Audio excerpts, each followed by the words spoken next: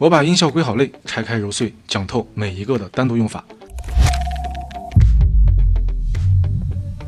每天用会一个音效，我们今天看曲线变速时间停止这个文件夹里面的音效啊。这个音效呢，同样还是在我们的1号转场过渡的12号曲线变速这个地方啊。我给大家总结了这些20多种啊曲线下降，包括这种务实重击曲线下降。它一开始为了展示它的这种效果啊，它可以用这种曲线下降的音效。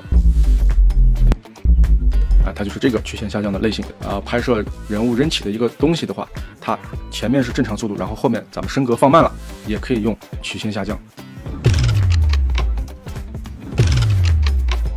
又把优秀短片的音效设计思路整合提炼，教你搭配技巧和高级思维。欢迎来到秋实的音效课程啊！我的音效课程呢，不仅是随着咱们音效库的文件夹挨个给大家讲每个音效的用法，同时呢，我也会针对某一个短片啊，具体的一段或者是整个短片，把它的工程文件做出来，给大家详细讲解啊。这种长的这种详细的讲解呢，以后我就不放到咱们的每日一镜了，我会专门留给购买了咱们音效课程的朋友，给大家详细带来我的这种音效的剪辑和讲解。好，我们开始。那这个短片呢，是一个粉丝给我投稿，让我看一下这个短片。我觉得这个短片呢，拍剪都好。欢迎大家来到今天的秋实音效课程。我今天呢，又给大家找了一个比较不错的短片的开头的一个部分啊，我把它的音效设计的工程文件呢也做好了。那这个短片为什么我要单独拿出来给大家讲解一下？我觉得这就是秋实全能音效课的独特结构，目的只有一个，让你从零开始，轻轻松松上手剪辑里最难的技巧之一——音效设计。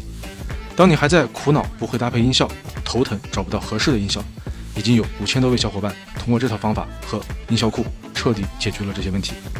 课程目前已经更新了33节，从基础到进阶，手把手带你精通音效设计。